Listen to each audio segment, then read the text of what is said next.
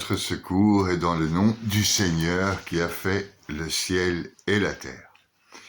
Bonjour à chacun et chacune d'entre vous. Aujourd'hui, je vais vous parler du royaume des cieux, de la parole de Dieu à travers les âges depuis 5000 ans. Donc, le royaume des cieux, c'est le royaume des anges et de Dieu et des saints. Dans notre monde occidental, beaucoup sont perdus spirituellement. Alors ils se réfugient dans des choses plus simples que la religiosité, qui leur paraît beaucoup trop complexe, beaucoup trop ardue. Ils croient trouver ailleurs une simplicité, découvrir des choses de manière facile et accessible, ne pas faire d'efforts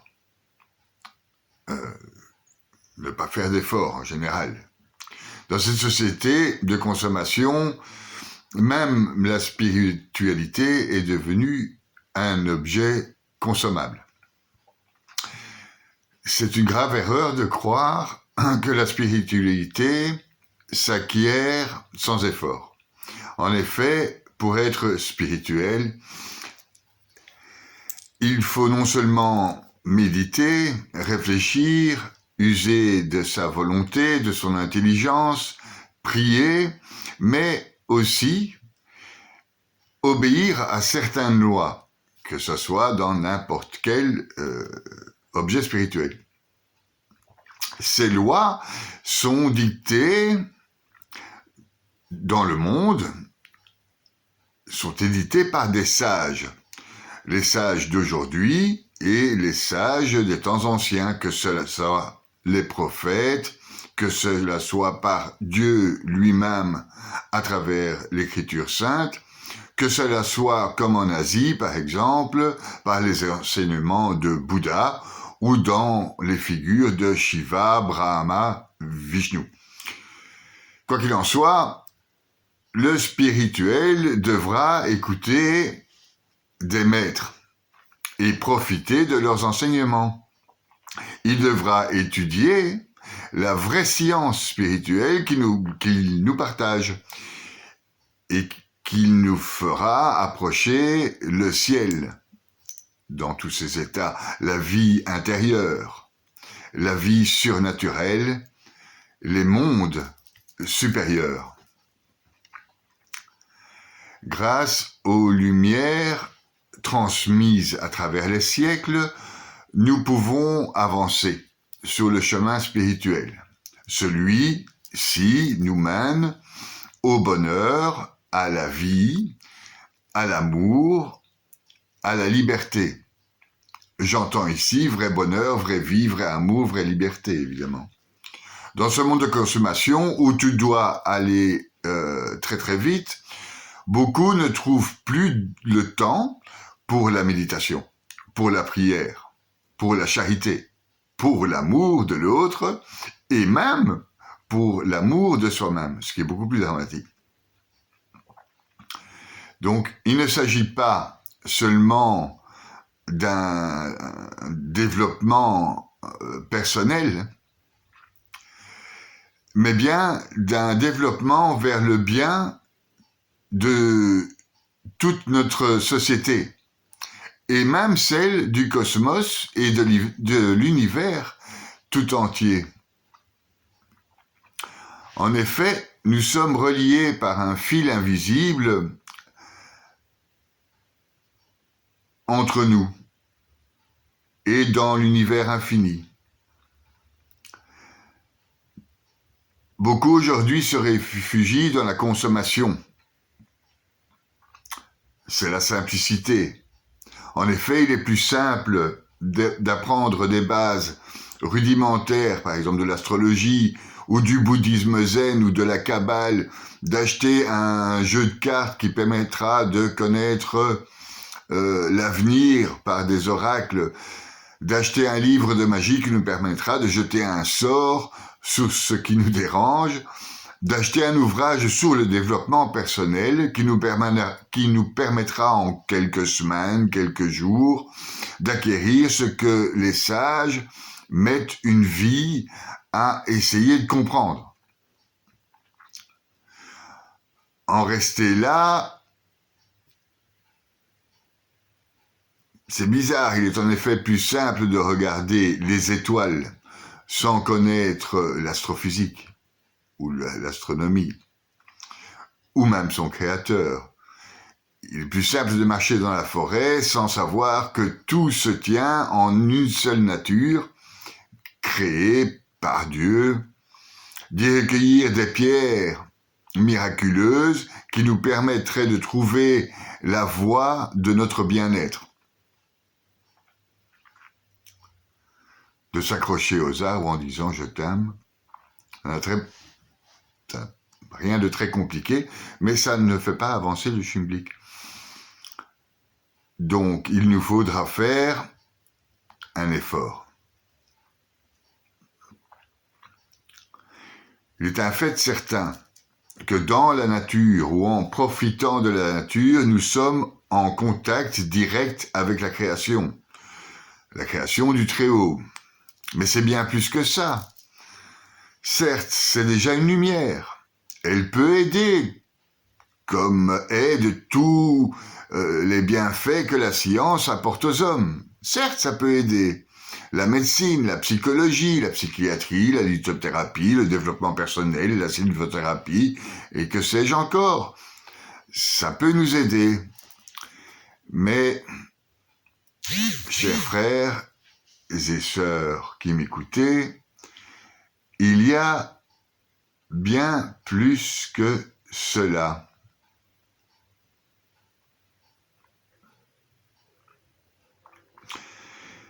Il y a un créateur en haut qui nous dicte ses lois. C'est une loi, il nous faut les apprendre afin de les connaître, afin de les comprendre, de les déchiffrer, de les méditer, de les étudier, enfin s'intéresser. Comme on s'intéresse à notre amour, à notre conjoint, à nos enfants, à la société, à ceux qu'on aime. D'autant plus doit-on s'intéresser à notre bienfaiteur qui a créé le ciel et la terre. Comment ne pas s'intéresser à Dieu? Ne pas s'y intéresser, c'est refuser le bonheur et la paix. Cela, c'est la règle de la spiritualité et même de toutes les religions. Donc, elle demande, cette spiritualité, un effort journalier dans tous les moments présents de la vie jusqu'à la fin de notre vie. En étudiant, on s'aperçoit de l'immensité intérieure, mais aussi l'immensité de l'éternité de bonheur et d'amour qui nous est offert. Rester paresseux et se fier à notre propre science mène tout bonnement à la ruine de l'âme.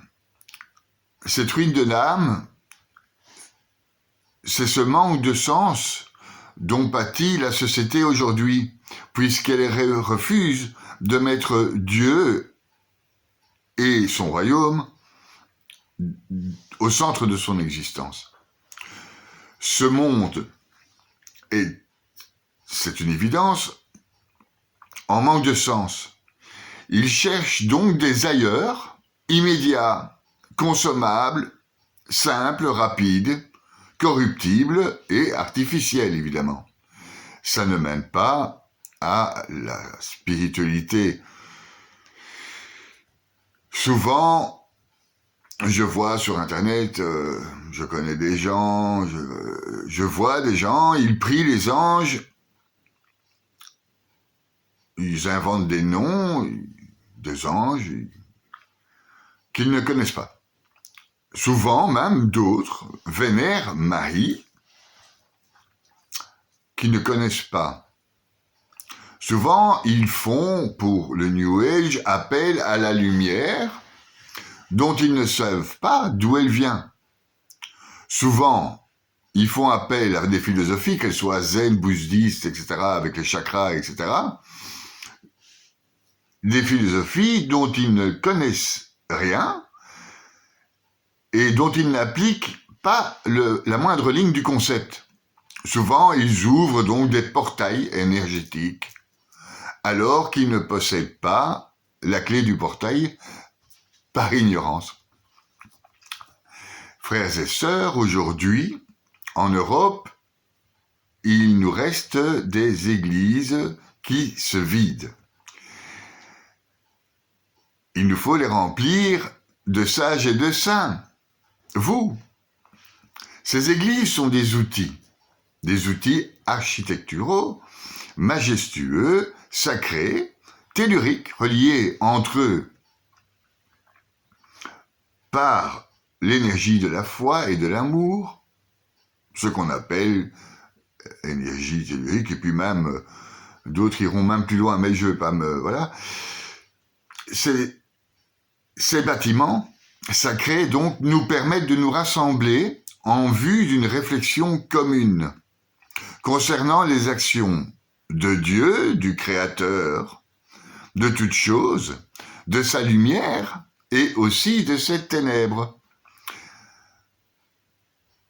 Ce qui permet de distinguer donc le bien, le mal, notre bien, et ce qui nous fait du mal, les démons, les anges. Seulement ces églises ne correspondent plus, je le concède, vraiment aux attentes des gens d'aujourd'hui, qui veulent consommer. Donc, ce que je crois qu'il faudrait, c'est que l'Église redonne du sens à la vie, que l'Église fasse rêver en quelque sorte quand on dit paix, liberté, bonheur, justice. Que l'Église les réjouisse et leur redonne de l'espoir à tous ces gens qui se réfugient dans des sciences qui sont résumées et qui ne mènent pas à la paix et au bonheur, ni à l'amour, ni à la justice, ni à la vérité. Et qui se perdent donc dans la consommation finalement. C'est la consommation spirituelle, mais ça reste de la consommation. Donc,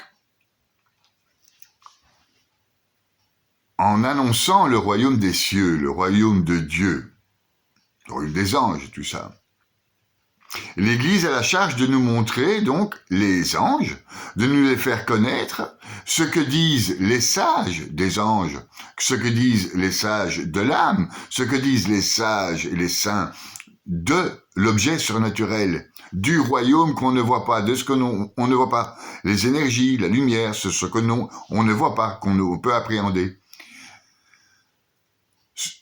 L'Église est là pour nous apprendre de notre Dieu, qui n'est qu'un, unique.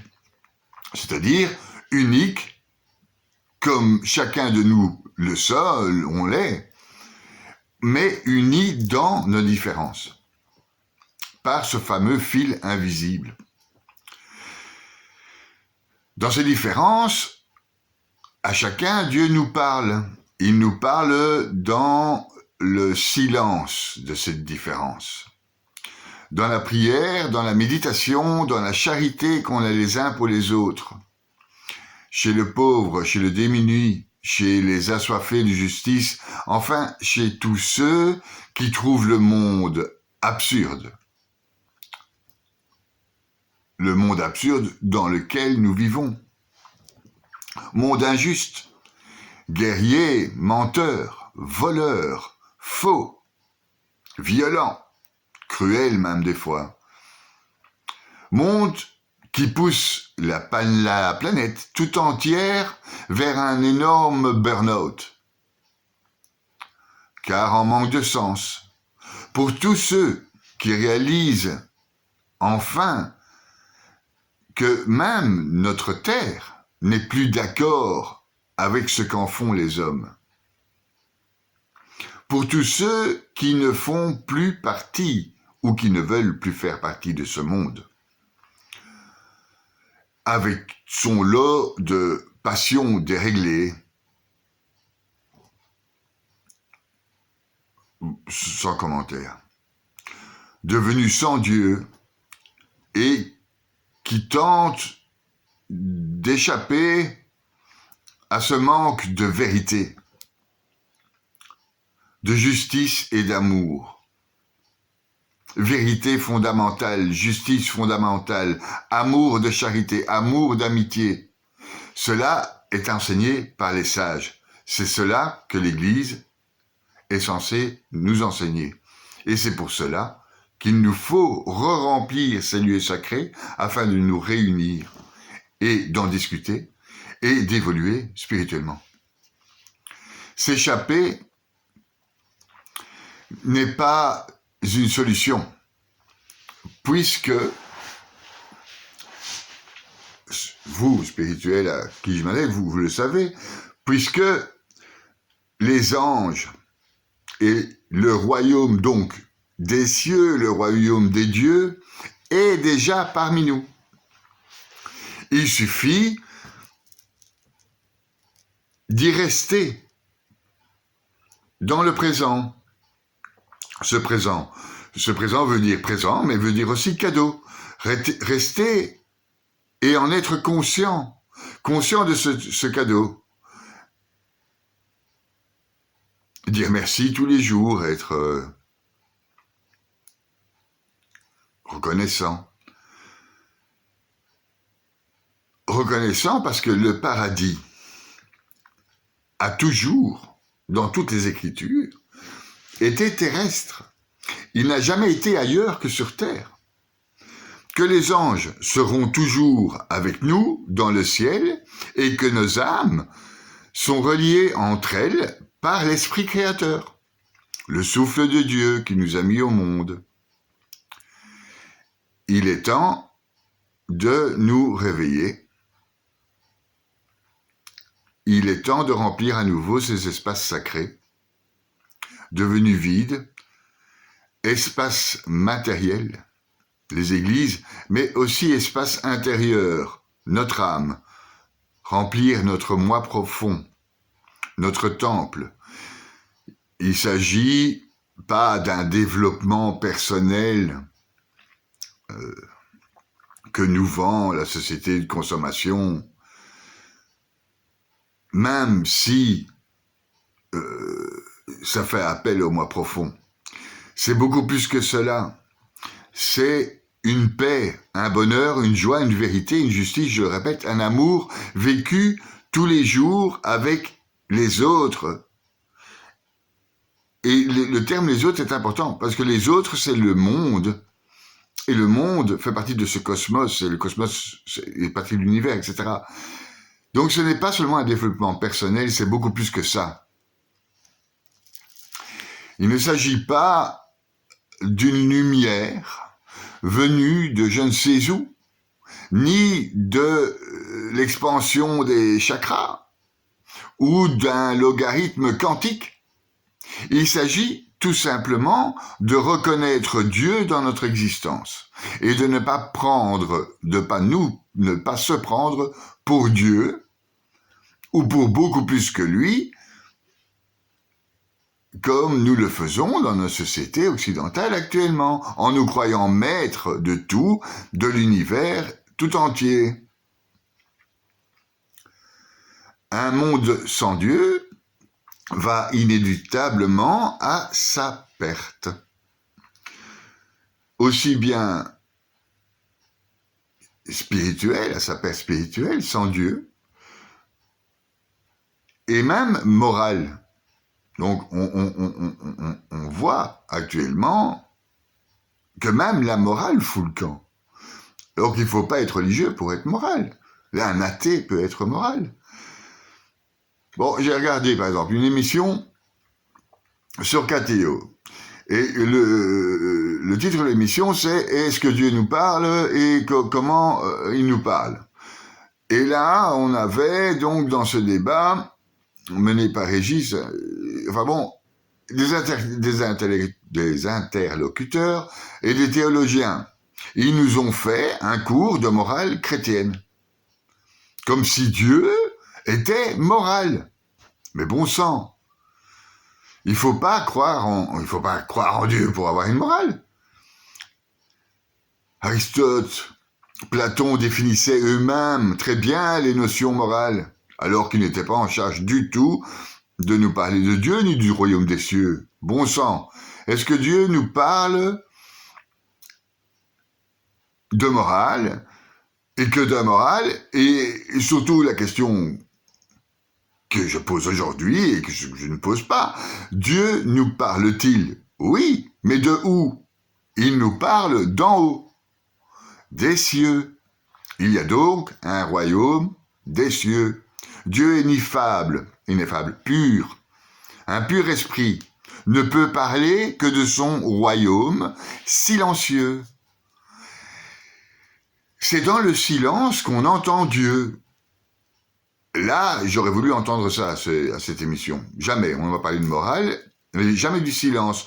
Dans le silence de la prière, dans le silence des anges, dans le silence de ton âme intérieure, dans ton moi profond, il y a le silence. Dans le silence des âmes au paradis, celle du purgatoire, du Sheol, celle de l'enfer, hein. C'est dans la prière et la méditation qu'on a révélation, que ce soit dans toutes les religions. Point barre. Bon, il nous parle dans le silence, c'est un fait. Silence monacal, mais il nous parle aussi par l'intermédiaire des Saintes Écritures, par la révélation qu'il a fait aux saints, par la révélation qu'il a fait aux saints prophètes. Tout ça, c'est écrit. Dieu nous parle donc de son endroit surnaturel par l'intermédiaire des saints, des anges. Cet endroit surnaturel s'appelle l'amour, dans toutes les religions. Dans cet endroit, le paradis, l'amour, règne que la justice et la vérité. Certes, nous pouvons en déduire que ce royaume est du plus grand bien à l'aide de notre raison. Et à l'aide de notre raison, on peut comprendre donc les règles morales.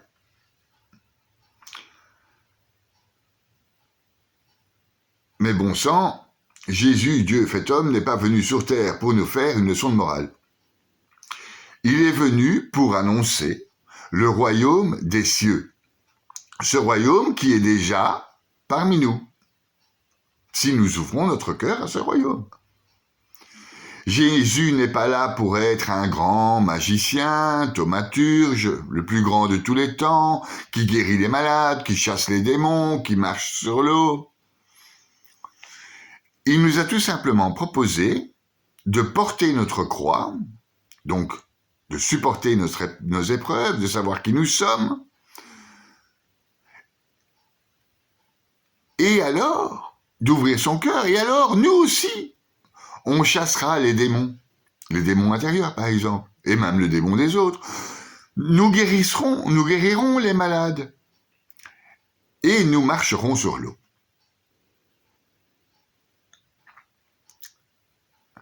À ce moment, nous serons appelés fils de Dieu.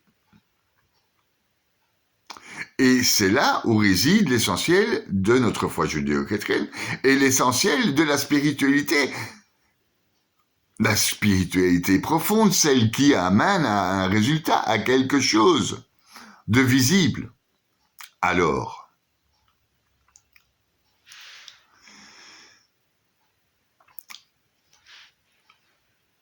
être appelé fils spirituel, c'est une filiation. Et cette filiation qui existe entre le royaume, le Père, Dieu, et nous, se fait dans le silence, dans la prière silencieuse et dans la méditation. Toujours. C'est là que Dieu nous fait entendre sa parole, hormis dans les Écritures. La parole du Christ, notre Dieu, du Saint-Esprit, notre amour dans la gloire du Père qui est aux cieux, pour nous judéo-chrétiens. Donc, comme on n'en parle pas assez, et qu'on parle plutôt de morale ou de choses très très simples, qui tourne au ridicule et qui ne fait pas avancer le schmilblick, c'est à mon tour aujourd'hui de vous proclamer le royaume des cieux et de vous proclamer l'évangile, la bonne nouvelle. La bonne nouvelle, c'est que donc ce royaume des cieux est déjà parmi nous. Les anges sont au-dessus de nous, on ne les voit pas, Dieu nous parle dans le silence, on l'entend pas, il faut ouvrir son cœur, il faut méditer. Donc ça c'est la bonne nouvelle. Et ce royaume des cieux est annoncé depuis la nuit des temps. Même par les Égyptiens, je veux dire. Bon, mais on a évolué vers un seul Dieu. Donc ce royaume des cieux est là depuis la nuit des temps.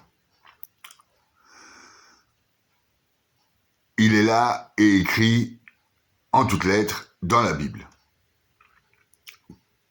Par amour pour son peuple, Dieu a parlé au peuple d'Israël parce que c'était son peuple et que ce peuple avait la charge de dire à tous les païens, à tout le monde, qu'il y avait un seul Dieu, celui qui était amour, et dont on ne prononce pas le nom tellement il est haut. Un seul Dieu. Et qu'il fallait avoir la foi, celle d'Abraham. Donc, ce royaume des cieux qui est parmi nous, écoutons-le chanter. Écoutons les anges le glorifier. Écoutons les saints, les sadiques, les sages en parler.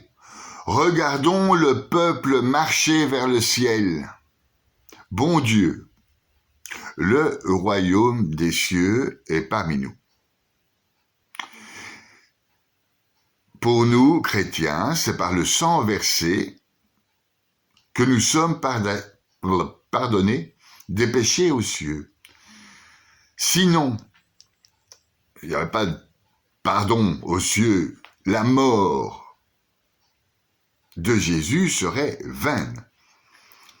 C'est par sa résurrection de parmi les morts qu'il a déchiré le rideau du temple et qui nous a donné accès au ciel. L'âme du message de la prédication et de l'enseignement de Jésus-Christ concerne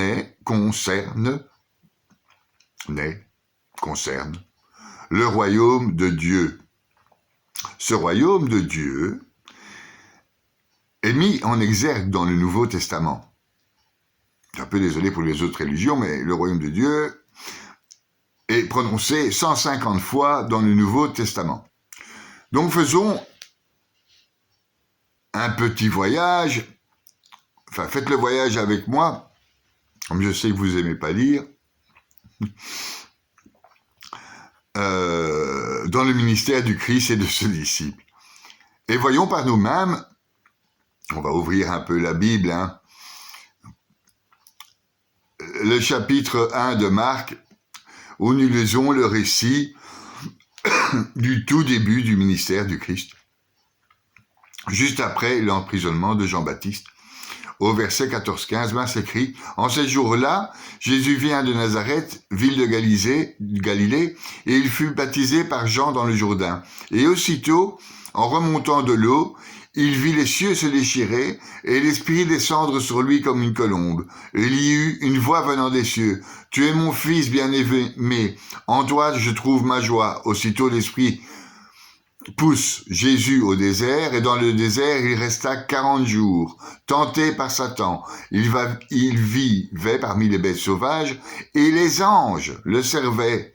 Après l'arrestation de Jean, Jésus partit pour la Galilée, proclamait l'évangile de Dieu. Il disait « Les temps sont accomplis, le règne de Dieu est tout proche, convertissez-vous et croyez à l'évangile. » C'est une déclaration explicite sur son but et sa mission, sur la raison de sa présence sur terre, en Luc 43. Et même des démons sortaient de beaucoup d'entre eux en criant « C'est toi le Fils de Dieu !» Mais Jésus les menaçait et leur interdisait de parler, parce qu'ils savaient, eux, que le Christ c'était lui. Quand il fit jour, Jésus sortit et s'en alla dans un endroit désert. Les foules le cherchaient, ils arrivaient jusqu'à lui, et elle le retenait pour l'empêcher de les quitter. Mais il leur dit aux autres villes, il faut que j'annonce la bonne nouvelle du règne de Dieu. Et c'est pour ça que j'ai été envoyé.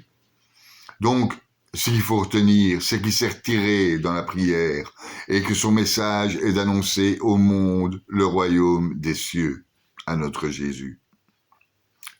Et pas de nous faire une leçon de morale. On va arrêter, on va laisser ça à Aristote ou quelqu'un d'autre, mais voilà. C'est pour ça que je fais cette capsule, pour vous parler du royaume des cieux, et pas pour vous faire une leçon de morale. Je vais vous parler des anges, des choses magnifiques qui vont remplir l'Église, si nous continuons à en parler. Jésus nous dit que son but, la raison d'être pour laquelle il fut envoyé par Dieu, était de prêcher donc le royaume de Dieu. Le royaume de Dieu était si central dans le message de Jésus pour l'humanité. Il nous dit que la quête de ce royaume devrait être l'objectif numéro 1 de notre vie. Alors, on va continuer à lire. Matthieu 6, verset 33. « Nul ne peut servir deux maîtres, ou bien il haïra l'un et aimera l'autre, ou bien il s'attachera à l'un et méprisera l'autre. Vous ne pouvez pas à la fois servir Dieu et l'argent. » C'est pourquoi, je vous dis, ne vous souciez pas pour votre vie, de ce que vous mangerez, ni pour votre corps. La vie vaut-elle pas plus que la nourriture, et le corps plus que le vêtement? Regardez les oiseaux du ciel. Ils ne font ni semaille ni moisson, ils n'amassent pas dans les greniers, et votre Père céleste les nourrit. Vous-même, ne valez-vous pas beaucoup mieux qu'eux? Qui d'entre vous, en se faisant souci, peut rajouter une coudée à la longueur de sa vie?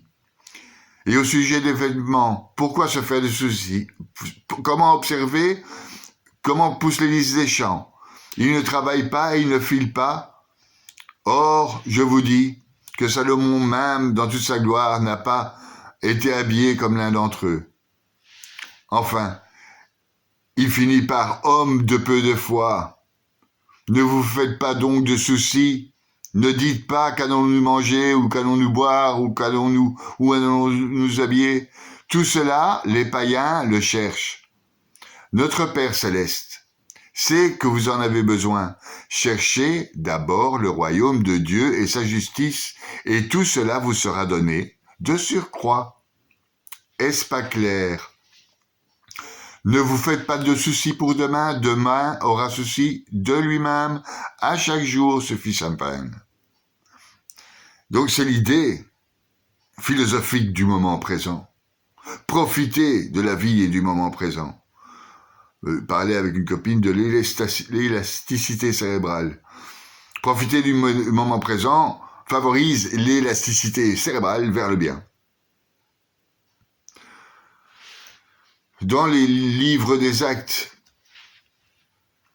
Jésus passe après 6 semaines avec ses disciples, avant de monter au ciel, pour aller avec son Père jusqu'à son retour. Semaines pendant lesquelles il enseigna et prépara à leur mission. Et sur quoi s'est-il concentré sur cette période? Nous pouvons le lire en acte 1, cher Théophile, dans mon premier livre. J'ai parlé de tout ce que Jésus avait enseigné depuis le moment et où il commença, jusqu'au jour où il fut élevé au ciel après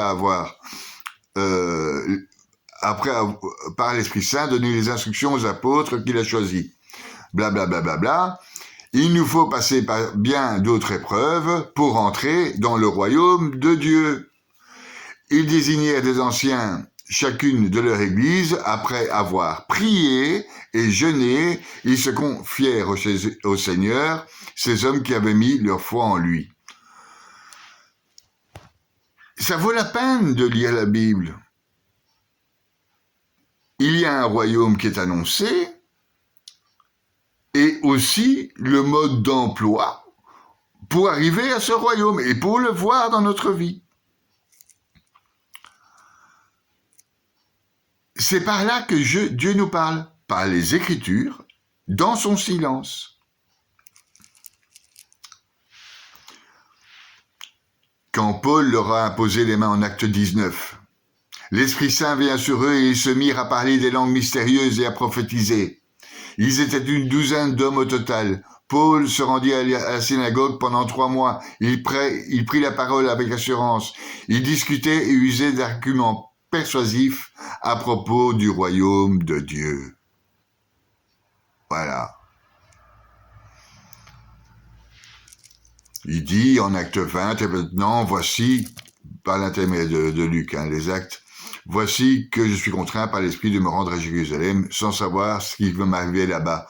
Je sais seulement que l'Esprit Saint témoigne de ville en ville, que les chaînes et les épreuves m'attendent, bla bla bla bla. Et maintenant, vous ne verrez plus mon visage, tous chez qui je suis passé en proclamant le royaume. C'est pour cela que j'atteste devant vous que je suis pur du sang de tous, que je n'ai rien négligé pour annoncer le dessein de Dieu, etc., etc. À la fin des actes en 28, n'étant pas d'accord les uns avec les autres, ils s'en allaient quand Paul leur adressa cette parole. L'Esprit Saint a bien parlé quand il a dit à vos pères, par le prophète Isaïe, va dire à ce peuple, vous aurez beau écouter, vous ne comprendrez pas. Vous aurez beau regarder, vous ne le verrez pas. Le cœur de ce peuple est alourdi, ils sont venus durs d'oreilles, ils se sont bouchés les yeux, de peur que leurs yeux le voient, que leurs oreilles entendent, que leur cœur comprenne et qu'ils se convertissent. Et moi je les guérirai. Donc, sachez-le, cette nation que ce salut de Dieu a été envoyé, les nations, elles écoutent. Paul demeura des années entières dans un logement qu'il avait loué. Il accueillait tous ceux qui venaient chez lui et annonçait le règne de Dieu et enseignait ce qui concerne la vie du Seigneur, le Christ, avec une entière assurance et sans obstacle. Donc, le royaume de Dieu est parmi nous. Il nous faut faire un effort. On ne va pas voir les anges comme ça. On ne va pas entendre parler Dieu comme ça. Quand vous aimez quelqu'un, vous vous intéressez à cette personne, à qui il est, à qu'est-ce qu'elle fait, qu'est-ce qu'elle aime, comment elle fonctionne. Ben c'est pareil pour Dieu. Et là, il y a des écrits. C'est pareil pour Bouddha, si vous voulez l'éviter et vous réincarner en petit chat. Mais il faudra lire. Il faudra lire. Mais de toute façon, il est clair que là est le royaume surnaturel. Là sont les anges. Là est Marie. Là est Jésus. Là est la spiritualité et pas ailleurs. Elle n'est pas dans un égotique de consommation et dans des jeux de cartes et des lithothérapies et des tambours. Il faut arrêter, les gars. Il faut arrêter ou fumer des joints. à la limite, parce que là aussi, tu vois les royaumes des cieux face à face, là, Non, mais c'est vrai, en même temps. Donc, et c'est comme ça dans toute la Bible.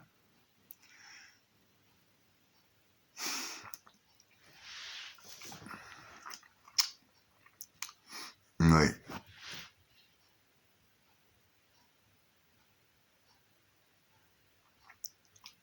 Donc, le roi David a régné sur Jérusalem, sur un royaume, littéralement un royaume.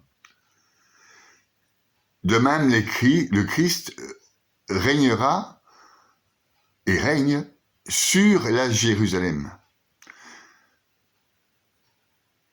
La terrestre, c'est-à-dire notre monde, et la céleste. Puisque le royaume, d'ores et déjà, est fondé par son avènement. Où est la bonne nouvelle? En devenant saint, en acceptant le sacerdoce royal, dans l'obéissance et l'humilité, en écoutant le silence de Dieu dans nos prières continuelles. Priez sans cesse, nous a-t-il dit. Nous accédons dès aujourd'hui sur terre, dans la vraie vie, au royaume, au ciel. Pour continuer et pour finir, parce que c'est la fin du bouquin, en Apocalypse 20, heureux et saints ceux qui ont part à la première résurrection. Sur eux, la seconde mort n'a pas de pouvoir. Ils seront prêtres de Dieu et du Christ et régneront avec lui pendant les 1000 ans. Aux cieux, hein.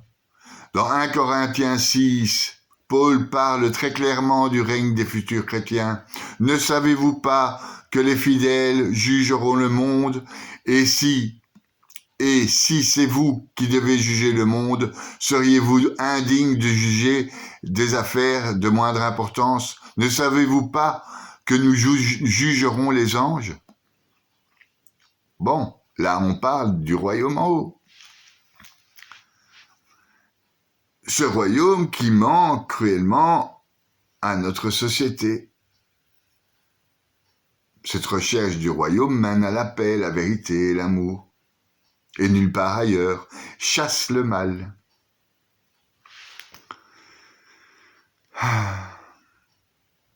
Enfin, vous pouvez encore lire l'Apocalypse 5, les béatitudes, Matthieu 5, heureux les pauvres de cœur, car le royaume des cieux est à eux.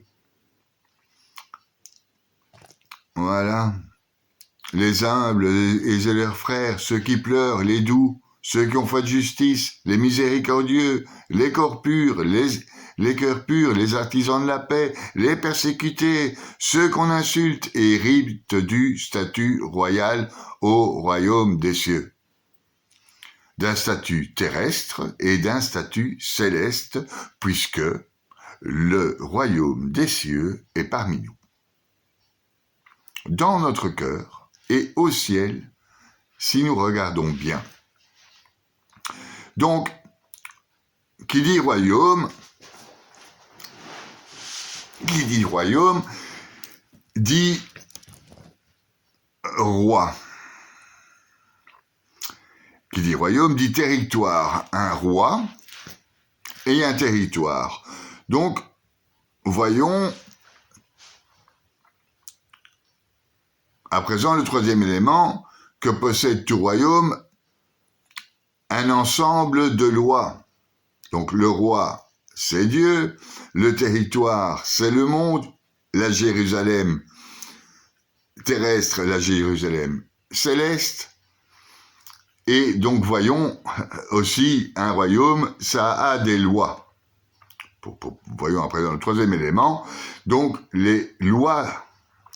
La Bible est claire du début jusqu'à la fin. Le futur royaume de Dieu sera régi par des lois divines, avec les commandements de Dieu à son peuple Israël. Les 10 commandements, on peut aussi le lire en Matthieu 19. Et voici que quelqu'un s'approcha de Jésus, lui dit, « Maître, que je dois-je faire pour avoir la vie éternelle ?»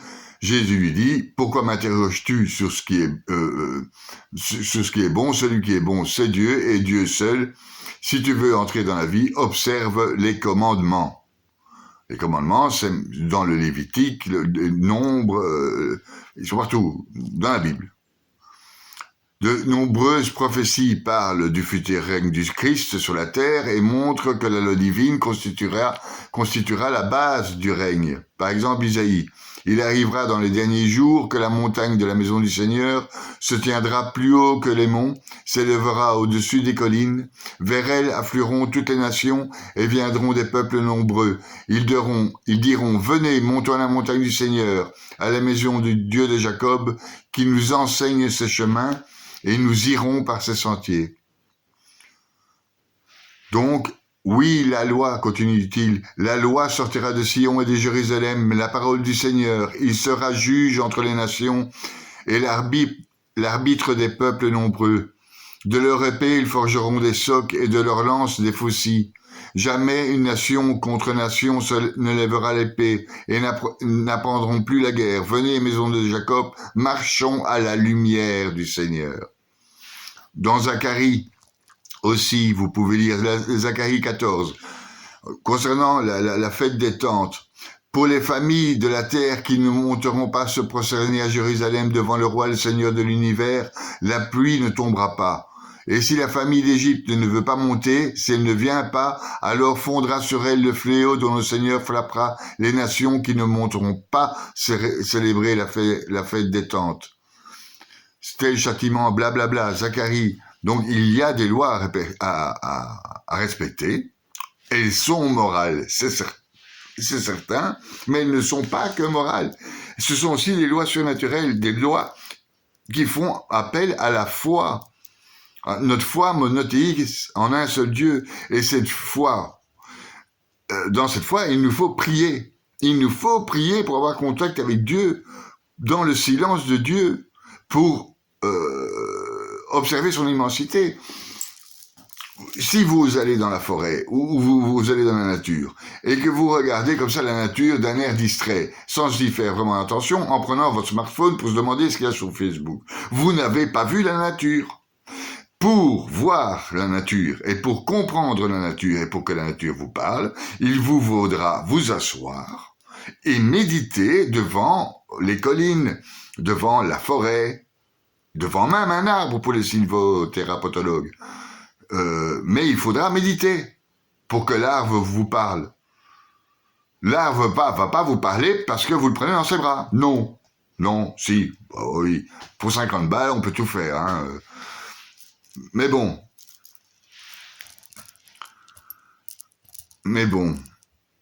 donc Dieu nous parle des cieux, de son royaume, dans le silence et dans l'amour que vous apportez aux autres. Ça, c'est les lois. Donc, ne fais pas la règle d'or de cette loi. Ne fais pas aux autres ce que tu n'aimes pas qu'on te fasse. C'est la règle d'or et c'est les philosophes grecs qui ont sorti ça. Donc, aime ton prochain comme toi-même. Et puis, tous les 10 commandements. Et si tu veux aller plus loin, respecte les 613 mitzvot des Juifs. Et voilà, il y a 300... combien il y a de jours dans une année? 325 jours dans une année ou 365 jours dans une année, je sais plus. Et donc, ce sont les ligaments. Et ce sont les lois positives, les mitzvot positives. Et elles te relient au divin. Voilà. Donc, en fait, ça vaut la peine de lire le bouquin. Parce que tu ne le savais pas, ça, par exemple. Mais moi, je ne les connais pas, les 613 mitzvot. Hein. Je ne suis pas juif, de toute façon, j'ai une excuse. Mais voilà. Je veux dire, il faut connaître. Il faut connaître. Donc, la connaissance, la prière et la charité. Ce sont les 3 colonnes qui soutiennent le monde. Sans ces colonnes, le monde s'effondre. D'ailleurs, ces colonnes ont disparu en Occident, et c'est pour ça que l'Occident et le monde s'effondrent. Il nous faut donc nous rassembler. D'après saint Augustin, les anges ont connu, en vertu de leur condition, le mystère du royaume de Dieu. Mais les démons, eux, ont été privés de cette connaissance, car selon l'apôtre, Paul en 1 Corinthiens 2, s'il l'avait connu, il ne l'aurait jamais crucifié, le Seigneur de gloire. Pour la même raison, ils ont été privés de toute connaissance. Donc, même les anges mauvais, les démons, n'ont pas connaissance, comme nous pouvons l'avoir, du royaume des cieux, si nous les chassons du monde et de notre cœur.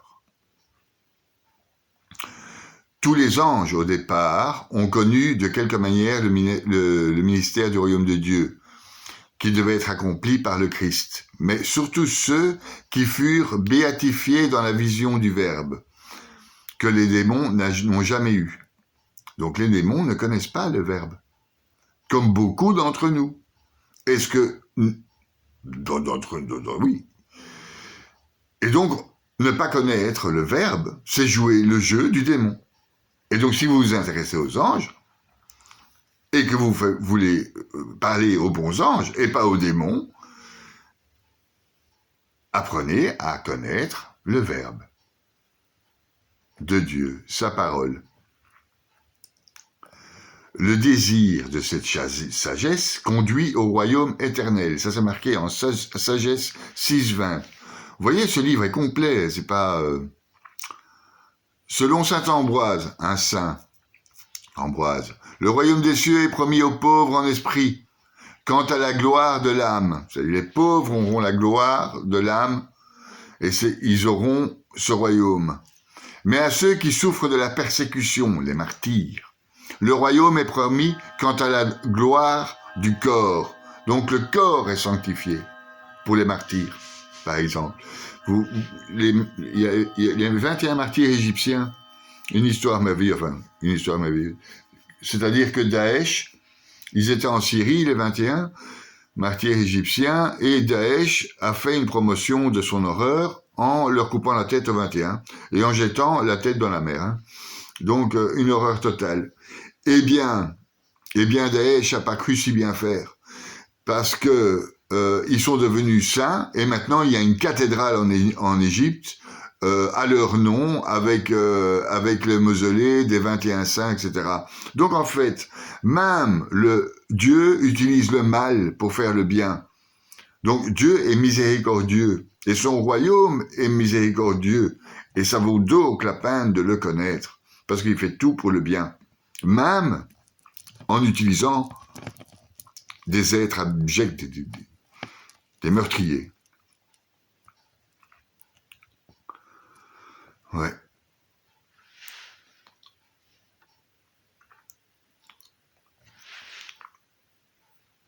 Le royaume de Dieu consiste à titre principal en des actes, ça c'est de saint Thomas d'Aquin, mais aussi par la voie de conséquence de tout ce qui est nécessairement lié à la réalisation d'actes intérieurs qui se rattachent à lui. Ainsi le royaume de Dieu étant justice intérieure, paix et joie spirituelle. Tous les actes extérieurs qui s'opposent à la justice, à la paix, à la joie spirituelle, s'opposent nécessairement au royaume de Dieu et doivent donc être interdits par l'évangile du royaume. Donc on sait que les actes extérieurs sont rapportés à la main, comme tous les actes intérieurs au cœur. Or, il y a cette différence entre la loi nouvelle et la loi ancienne. Qu'est celle-ci? La loi ancienne est un frein pour la main. La loi nouvelle est un frein pour le cœur. Donc, il ne doit pas y avoir dans la loi nouvelle des préceptes ou des interdictions pour des actes extérieurs, mais seulement pour des actes intérieurs. Enfin, donc, vous pouvez lire aussi saint Thomas d'Aquin.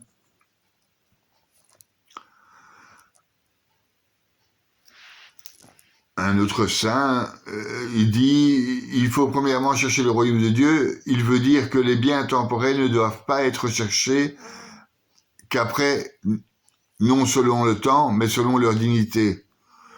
Celui-là, comme notre bien, et ceci comme n'être nécessaire. C'est-à-dire faire des choses dans le monde de la matière, dans notre monde, pour le bien, et parce que c'est nécessaire.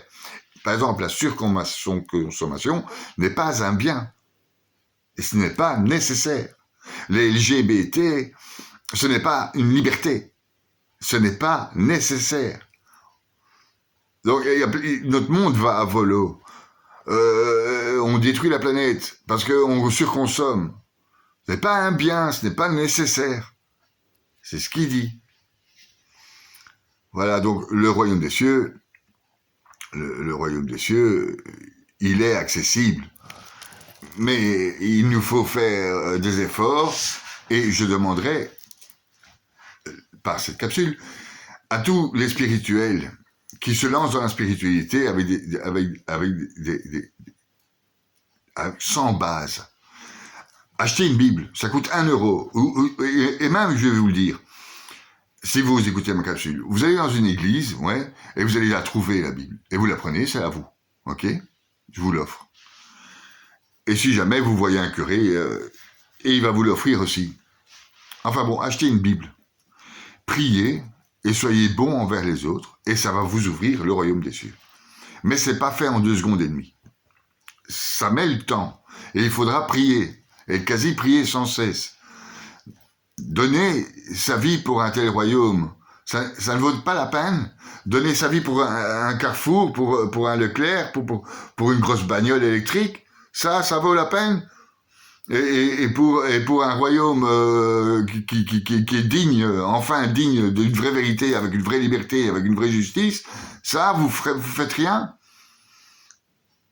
Donc, il n'y a quand même pas de commune mesure entre l'offre d'un paradis terrestre, le royaume des cieux qui est parmi nous, et l'offre d'une Tesla ou d'une Ferrari, ou virgule, les offres de la sexualité déréglée qui nous permettent de faire des partous à tout va, de changer de sexe, etc.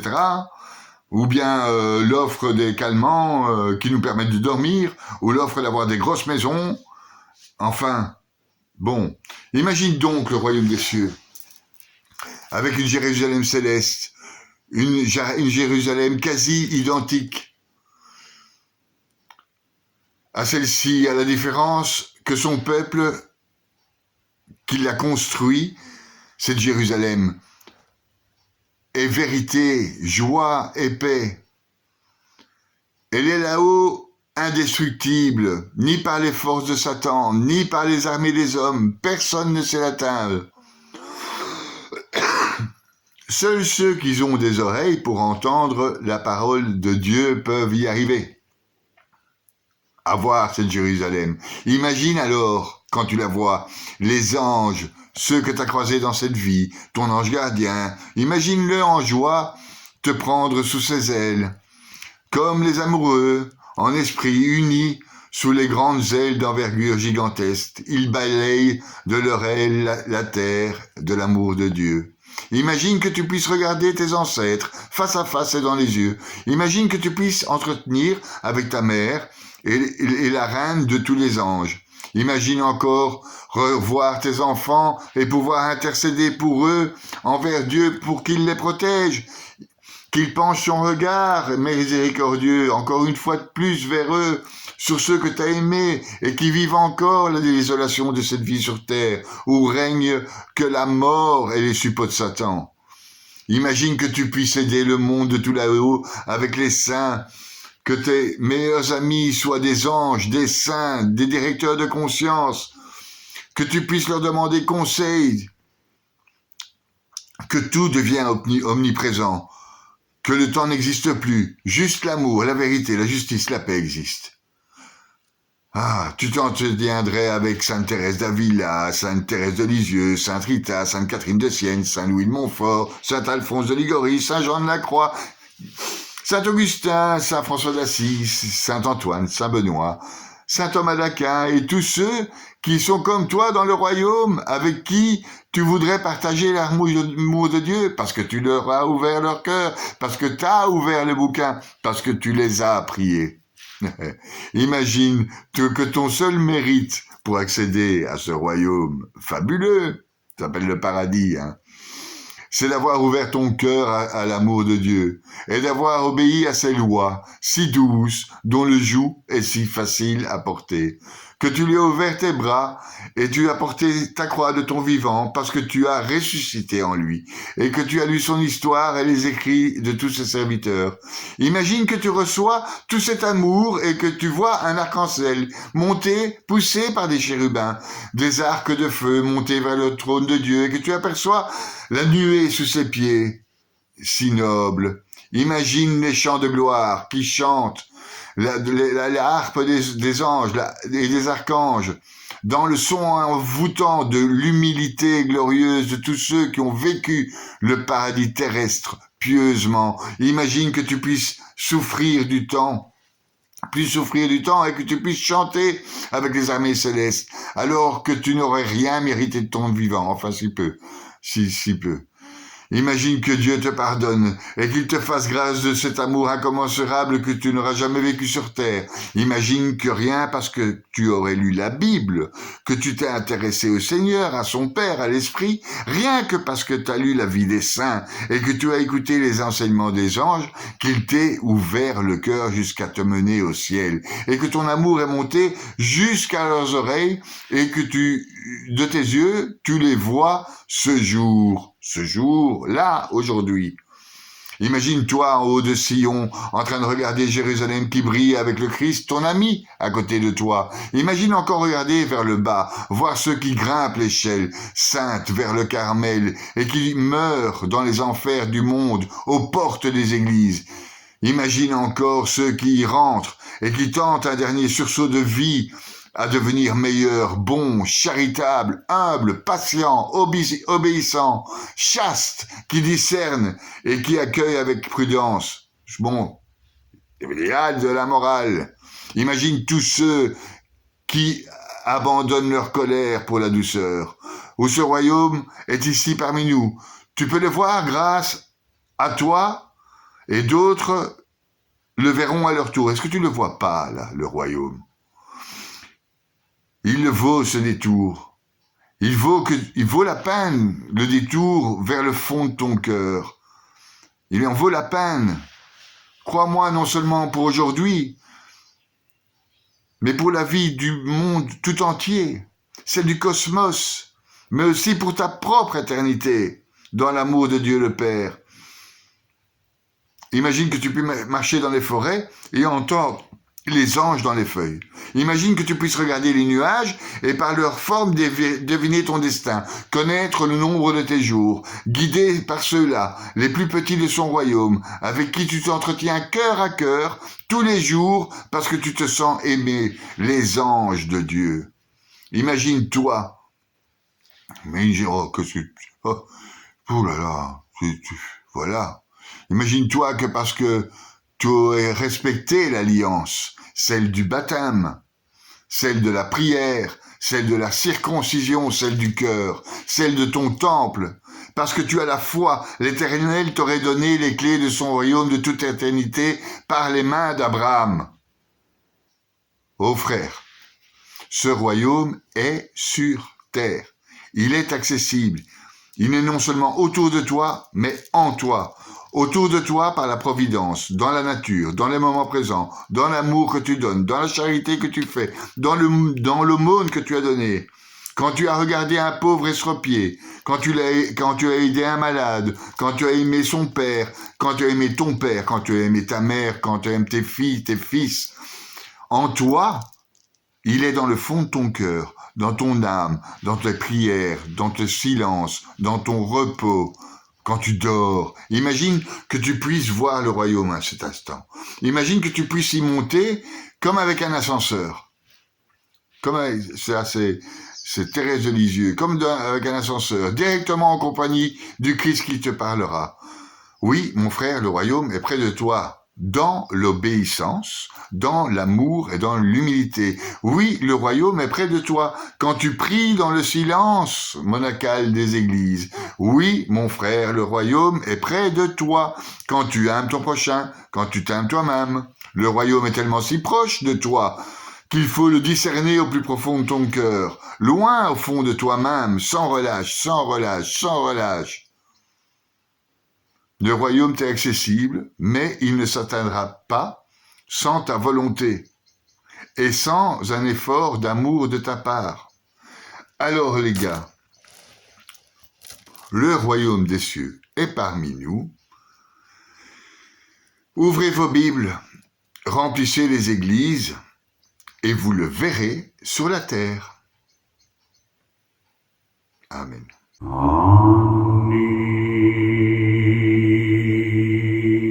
Yoreva